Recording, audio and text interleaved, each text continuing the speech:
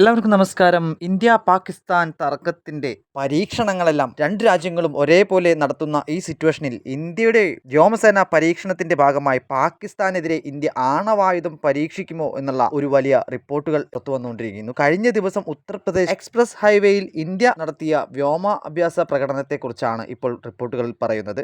ആണവായുധ ശേഷിയുള്ള ഇന്ത്യയുടെ special jets ആയിട്ടുള്ള Jaguar, Rafale, Sukhoi, MiG-29, Mirage അങ്ങനെ ഇന്ത്യയുടെ കരുത്തുറ്റ ഫൈറ്റർ ജെറ്റുകളെ ഇന്ത്യ അതിർത്തികളിൽ നിരത്തിയായിരുന്നു ഇന്ത്യ രാവും പകലുമായിട്ടുള്ള വ്യോമാഭ്യാസങ്ങൾ നടത്തിയത്. അതിൽ ഏറ്റവും പ്രധാനം ജാഗ്വാർ എന്ന കരുത്തുറ്റ ഫൈറ്റർ ജെറ്റ് ഇന്ത്യ പരിശീലനത്തിന് ഇറക്കി എന്നതാണ്. സാധാരണ ഇന്ത്യ വ്യോമാഭ്യാസങ്ങളിൽ ജാഗ്വാർ ഉൾപ്പെടുത്താറില്ല.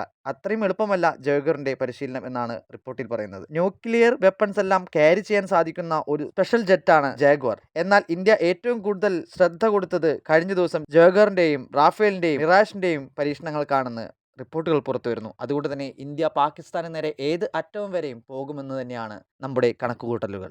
കൂടുതൽ അപ്ഡേറ്റുകൾക്കായി കാത്തിരിക്കാം.